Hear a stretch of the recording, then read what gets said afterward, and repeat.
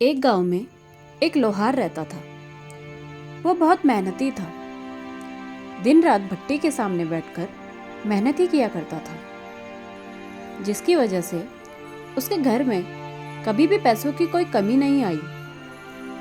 वहीं उसका एक लौता बेटा था, जो दिन रात उसके मेहनत से कमाए हुए पैसों को पानी की तरह खर्च करता था। ये बात लोहार को बहुत बुरी लगती थी, लेकिन वो करता भी क्या। उसका बेटा था तो वो डायरेक्ट मना भी नहीं कर सकता था। तो एक दिन उसने अपने बेटे को सबक सिखाने की सोची।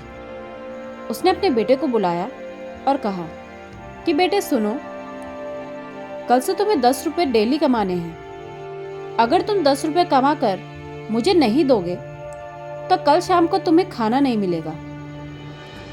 अगले दिन लड़का काम की तलाश में बाजार निकल जाता है। वह पूरा दिन इधर उधर घूमता है, लेकिन कहीं कोई काम नहीं मिलता और थक हार कर शाम को वापस घर चला आता है। शाम को जब खाना खाने का टाइम होता है तो उसे याद आता है कि मुझे पिताजी को 10 रुपए देने हैं। तो अपनी माँ से 10 रुपए मांग कर वो अपने पिताजी को दे देता है। जैसे ही वो लोहार को 10 रुपए देता है, वह रुपए को आग की तपती भट्टी में डाल देता है। अब यही सिलसिला चलता रहता।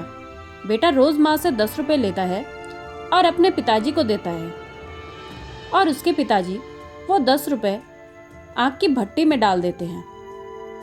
अब एक दिन की बात है, उस लड़के की माँ ने पैसा देने से मना कर दिया। बोला, तुम कहाँ रोज पैसे लेके जाते हो, अपने पापा से पैसे क्यों नहीं मांगते। तो वो परेशान होकर दोबारा से काम की तलाश में निकल जाता है। सारा दिन इधर उधर घूमता है और शाम होने तक उसे कोई काम नहीं मिलता। रास्ते में लौटते वक्त उसे एक बुजुर्ग आदमी दिखाई देते हैं, जो एक लकड़ियों का गट्ठा लिए किसी का इंतजार कर रहे थे। वो उनके पास जाता है और बोलता है कि बाबा जी, मैं आपकी लकड़ियों का गट्ठा आपके घर तक छोड़ दूंगा, बदले में आप मुझे 10 रुपए दे देना। वो बुजुर्ग मान जाता है।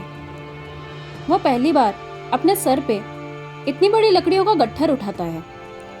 गट्ठर में बहुत वजन था। दर्द से उसकी हालत खराब हो रही थी, लेकिन जैसे तैसे करके उसने उस गट्ठर को उसके घर तक छोड़ा और उनसे पैसे लेकर सीधे अपने पिताजी के पास आया।